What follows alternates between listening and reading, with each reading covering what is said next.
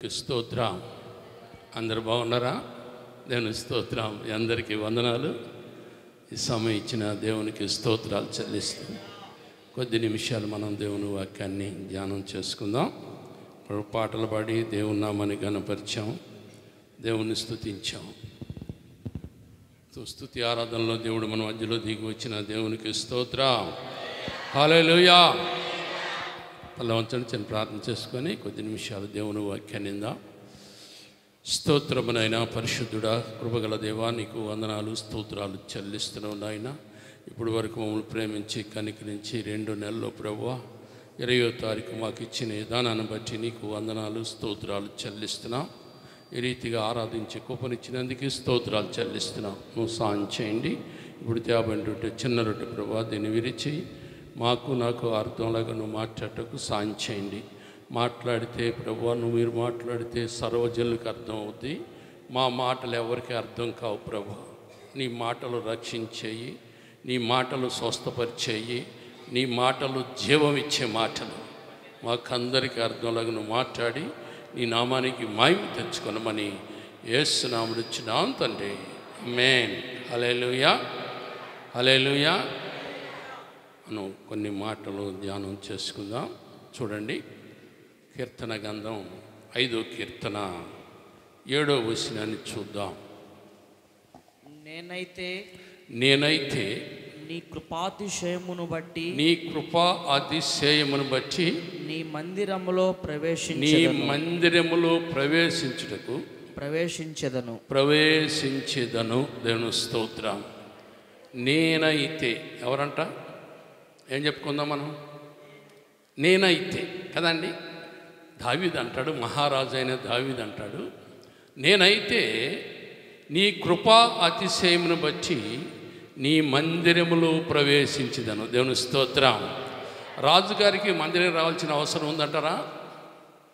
రాజుగారికి మందిరం రావాల్సిన అవసరం ఉందంటారా అండి? రాజుగారు ఎప్పుడు కూడా సింహాసనం కూర్చోవాలి, ఎన్నో న్యాయ తీర్పులు తీరుస్తూ ఉండాలి, ప్రజలకి న్యాయం చేస్తూ ఉండాలి. ఈ మహారాజు అయిన దావీదు అంటాడు కదా, నేనైతే కదా ఏమన్నాడు?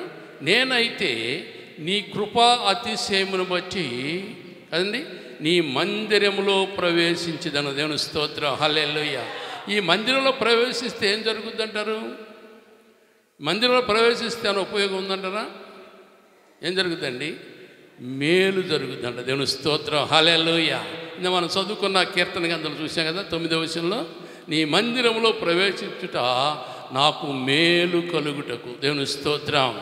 మేలు కలగటం అంటే మందిరంలోకి వస్తే రోగులు స్వస్థపడతారు, మందిరంలోకి వస్తే అనేక దురాత్మలు పారిపోతూ ఉంటాయి, మందిరంలోకి వస్తే ఆర్థిక ఇబ్బందులు మెరుగవుతాయి. దేవుని స్తోత్రం. మేలాకీడా ఆర్థిక ఇబ్బందులు పోవటం మేలాకీడా? అవునా కాదండి అండి? రోగాలు తగ్గిపోవటం మేలాకీడా? మేలు. గమనించండి. ఎందుకంటే దావీదు అంటాడు, నేనైతే నీ కృపాతిశయమును బట్టి నీ మందిరములో ప్రవేశించదను. ఈ మందిరంకి ఏం జరుగుతుందంటే మేలు జరుగుతుంది. దేవుని స్తోత్రం. హల్లెలూయా. మందిరంకి వెళితే అనేక మంది కదా, ఒక అయితే ఓస కాళ్ళు చేతులు గలబడాయి, పుట్టినది మొదలుకొని కుంటివాడై ఉండి వాడు తిరిగి వచ్చి ఎక్కడుండే శృంగారం అనే దేవాలయం కాడ కూర్చొని ఉన్నాడంట. కూర్చొని ఎప్పుడు ఏం చేసేవాడు? భిక్షం అడుక్కుంటూ ఉండేవాడు. ఏం చేసేవాడు? భిక్షం అడుక్కునేవాడు. ఏం చేయాలో తెలియదు. ఇప్పుడు అంటే పుట్టాడు, బాగానే ఉంది కదండి. పుట్టాడు, ఓ 12 సంవత్సరాలు 15 సంవత్సరాలు వచ్చినాయి. అప్పటి నుంచి ఎవరు పోషించాలి చెప్పాలి? పుట్టినప్పుడు పిల్లగాడిపడి సంతోషిస్తామండి. ఓ 15 సంవత్సరాలు వచ్చాక పనికి పోకుండా ఉంటే ఏమంటాం మనం? ఎట్ట పెంచాలరా నిన్ను కదండి అని తిడతా ఉంటాం. కానీ అందుకని అతను అనుకున్నాడు, ఓ 15 సంవత్సరాలు వయసు వచ్చాక ఏమనుకున్నాడంటే, నేను పోషించాల్సిన తల్లిదండ్రులు నన్ను పోషిస్తున్నారు, నేను దాన్ని ఒక ఉద్యోగం చూసుకోవాలని బయటికి వెళ్ళాడంట. ఎట్టలేడు? బయటికి ఆలోచించి అన్ని స్థలాలు తిరిగాడంట. అన్ని స్థలాల్లో తిరిగి వచ్చాడంట. తిరిగి వచ్చి ఇతడు అడుక్కోవడానికి ఒక మందిరాన్ని ఎన్నుకున్నాడంట. అదేది? శృంగారం అనే దేవాలయం కదా. శృంగారం అనే దేవాలయం యోహాను సువార్త 5వ అధ్యాయంలో చూసుకున్నమాట. ఎందుకంటే ఆ శృంగారం అనే దేవాలయం కాడికి వెళ్ళడానికి రోజు ఏం చేయాలి? తిరిగి వచ్చాడంట. తిరిగి వచ్చి ఇంటికాడ కూర్చొని ఆలోచించి ఇట్లా ఒక ఇద్దరిని పిలిచి అన్నాడంట, అది నేను మీకు ఉద్యోగం ఇస్తానన్నాడంట. వీడికి ఏం లేవు, కాళ్ళు లేవు కదండి, నడిచేవాడు కాదు. వీళ్ళని పిలిచి అంట, నేను నీకు మంచి ఉద్యోగం ఇస్తారా అన్నాడంటే ఇద్దరిని పిలిచి. నువ్వేం నడవలేవు, చేయలేవు, నువ్వేమన్నా మాకు ఉద్యోగం ఇస్తానంటే, మీరేమీ చేయొద్దు, నన్ను తీసుకొని వెళ్ళి శృంగారం అనే దేవాలయం దగ్గర కూర్చోబెట్టండి, పొద్దున్నే కదా కూర్చోబెట్టండి, మళ్ళీ సాయంకాలం వచ్చి నన్ను ఇంటికి తీసుకురండి, వచ్చిన వాటిలో సగం తీసుకుందామని అన్నాడంట. అన్నాడు, మీ ఇద్దరికి సగం, నాకు ఒక్కడికే సగం అన్నాడంట. వీళ్ళు చాలా సంతోషించారు. ఎందుకంటే ఈ దేవుని మందిరంలోకి వచ్చేవాళ్ళు చాలామంది ఏం చేస్తారు, గొడవ తిరణాలు వెళ్తున్నాం, గొడవ తిరణాలు మెట్ల కాడ కూర్చొని ఏం చేస్తారండి, అయ్యా అని అడుక్కుంటారు కదా. ఏ తిరణాలకు పోయినా ఆడ కూర్చొని మెట్ల కాడ కూర్చొని అడుక్కుంటూ ఉంటారు. కానీ శృంగారమైన దేవాలయంలోనికి చాలామంది ప్రజలు, రాజులు వచ్చేవాళ్ళు అంటే ఈయన అంటారు, నేనైతే యెహోవా మందిరమునకు పోయిదను. ఎందుకంటే ఆ మందిరంలోకి వెళ్తే చాలామంది రాజులు, అధికారులు వస్తూ ఉండేవారు. అక్కడ శృంగారం అనే దేవాలయం కాడ కూర్చొని భిక్షం అడుక్కోవచ్చు అని ఒక నిర్ణయాన్ని తీసుకున్నాడు. వీళ్ళు పొద్దున్నే రావటం, వీళ్ళు స్నానం చేసి ఉంటే ఎత్తుకుని పోవటం, ఆడ కూర్చోబెట్టడం, మళ్ళీ సాయంకాలం పోయి వచ్చిన కలెక్షన్ లెక్కేసుకొని వాళ్ళు సగం వీడి సగం తీసుకొని వచ్చి ఇంటికాడ కూర్చోబెట్టడం అట్లా చేస్తూ ఉన్నాడంట. ఎన్ని సంవత్సరాలు చేశాడంట, ఎన్ని సంవత్సరాలండి కదా. వాడు కూర్చున్నప్పటి నుంచి 25 సంవత్సరాలు కూర్చొని ఉండొచ్చు.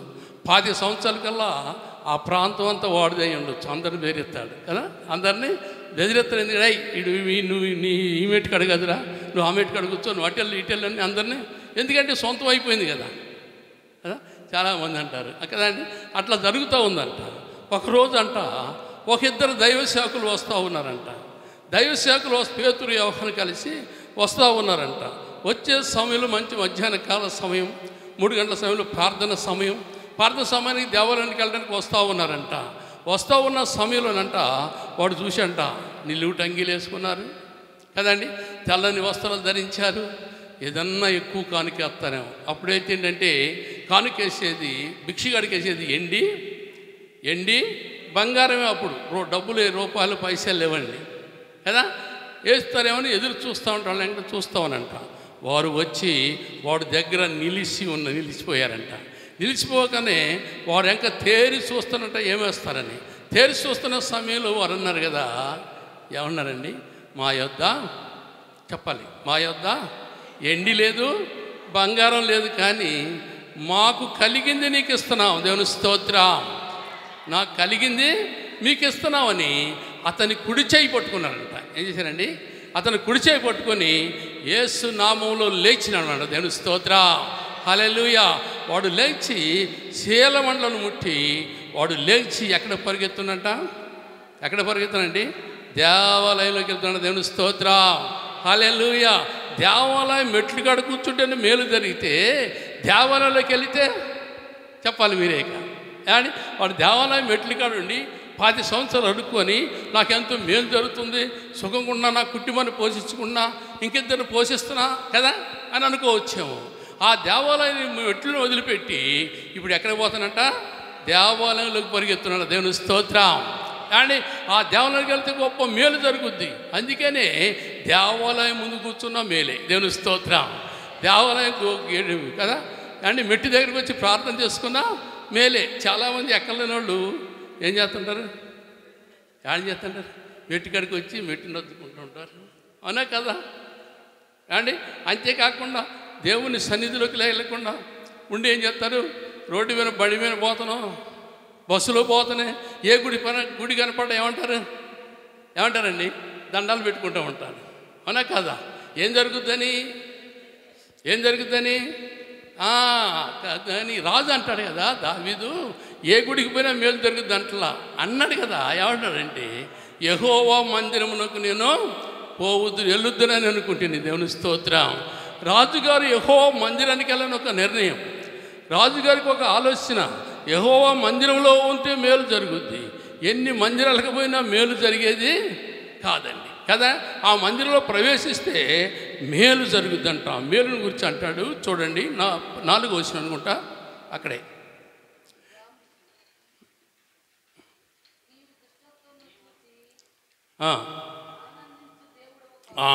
ఏమన్నాడండి?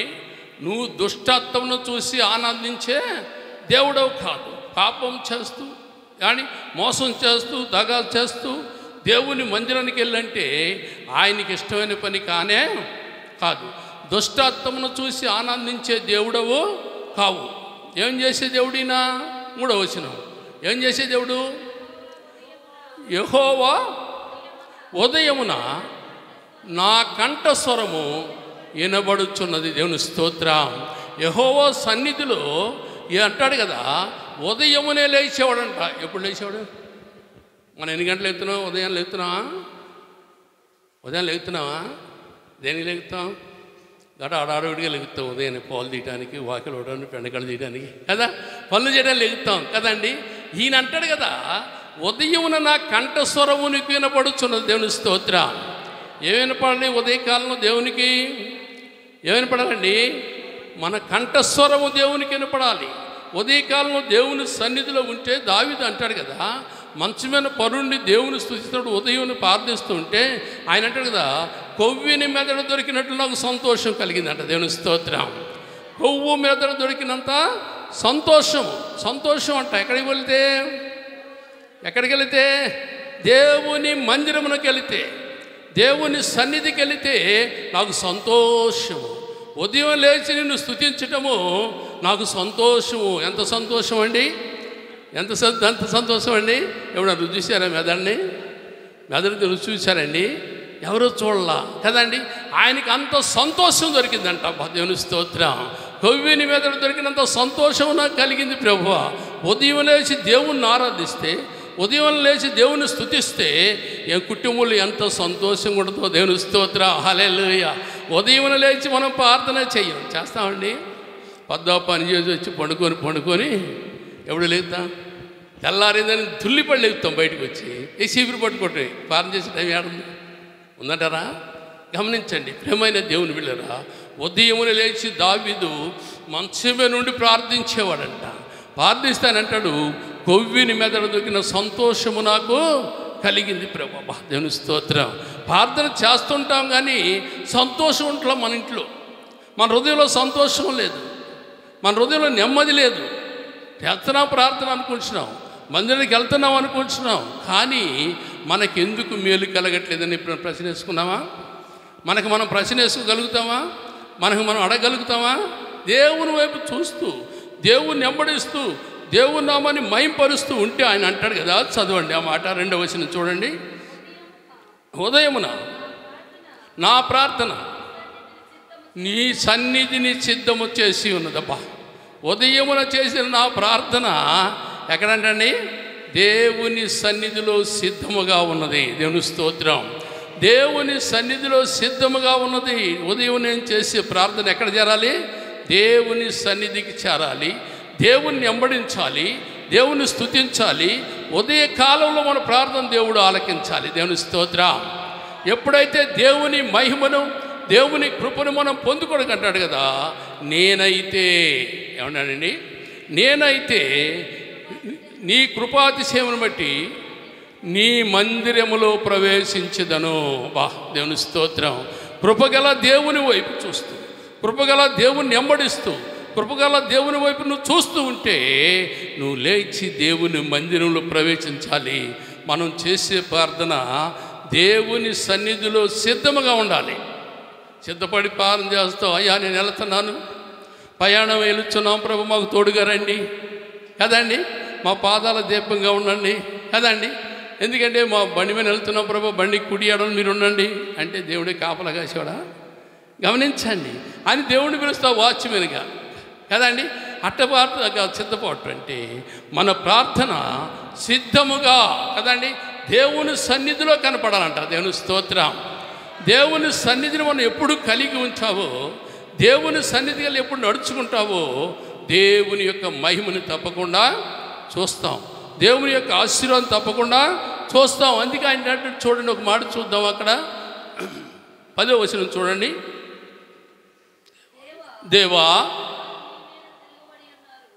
దేవా వారు నీ మీద తిరుగుబడి ఉన్నారు, వారిని అపరాధులుగా తీర్చుము.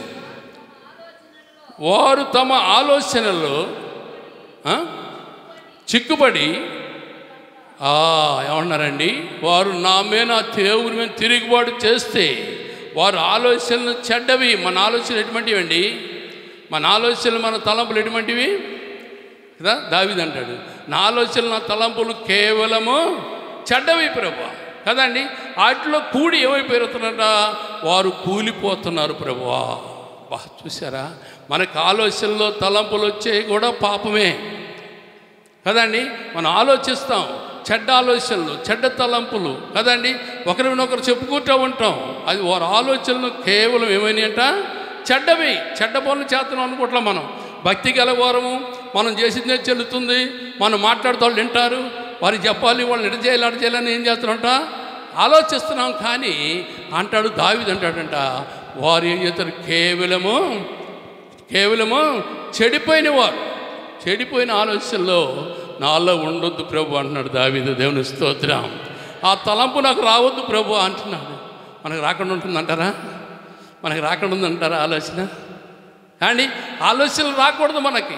దేవుని వైపు చూస్తూ మనం దేవుణ్ణి వెంబడిస్తూ దేవుని నామని మహింపరిస్తే వారి ఆలోచనలు కేవలము చెడ్డి. ఇది దావీదు అంటాడు, నా ఆలోచనలు తలంపులని కేవలము చెడ్డి ప్రభువా. చెడ్డ తలంపులు, చెడ్డ ఆలోచనలు రాకుండా నీవు నాకు ఏమన్నాడండి, నా తలంపుల ఆలోచనలు కంచివేయి ప్రభు. దేవుని స్తోత్రం. ఇప్పుడు నాకు కంచేవి అని అడుగుతున్నావా? ఇప్పుడు అడుగుతామండి, నాకు తలంపు రాకుండా చేయి ప్రభు అని అడుగుతామా? అడగలేకపోతున్నాం. ఆలోచన మనలోకి వచ్చేటప్పుడే అప్పుడు దేవుని స్తుతిస్తే చాలు, ఇక ఆలోచన మనకు రాదు కదండి.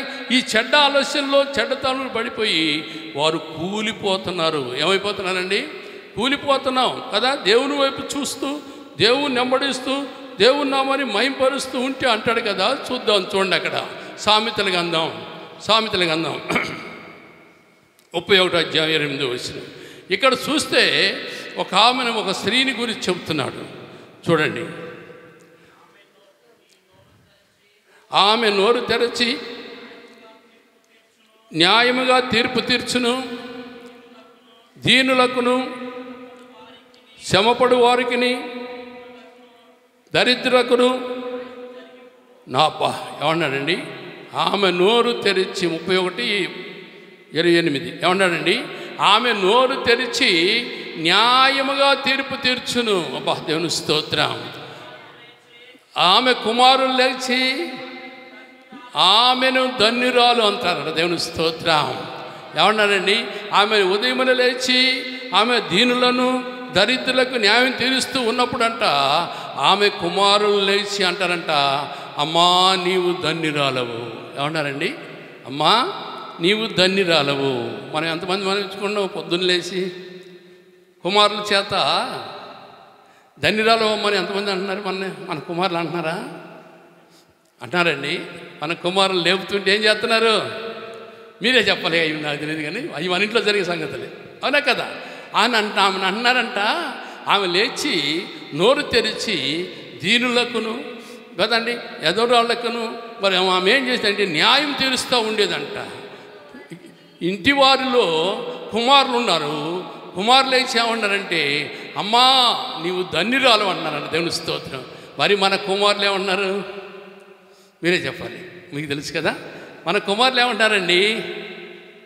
లేపుతుంటే యమాయిస్తుకుంటున్నారు. లెగుతున్నారా? మన పిల్లలు లెగుతున్నారండి. ఎన్నిసార్లు లేపాలో కదా, ఎన్నిసార్లు కేకేయాలో కదా, ఎన్నిసార్లు తెల్లారిందిరా అన్నా కానీ చెప్పాలి. లేచి కూడా ఏమన్నారు? ట్రైన్ చూసుకోవటం, తర్వాత ఏమంటారు? ఇప్పుడు లేపకరను అంటారు వీళ్ళు, మన బిడ్డలు అయితే. ఆమెను అన్నారంట, అమ్మా నీవు ధన్యురాలు. దేవుని స్తోత్రం. దేవుని యందు భయభక్తులు ఉన్న బిడ్డలు ఏమంటారంటే తల్లిని చూసి అమ్మా నీవు ధన్యురాలు అని చెప్పాలి. భయభక్తులు లేని బిడ్డలు ఏమంటారు? ఎన్ని తిట్టుకుండా లెగుతారో తల్లినైనా తండ్రినైనా లేపుతుంటే. అండి మన పిల్లలు అటువంటి వాళ్ళు, మనల్ని మంచి వాళ్ళే. గమనించండి, మిమ్మల్ని అంటలా చెప్తున్నా, గమనించండి. ప్రేమైన దేవుని బిడ్డలారా, అండి మనం తింటూనే ఉన్నాం. దేవుని వైపు మనం చూస్తూ దేవుణ్ణి వెంబడిస్తే అంటారంట. అంతేకాకుండా అంటారు కదా, ఆమె పెనిమిటి అంట కదండి, ఊరు గవిడి దగ్గర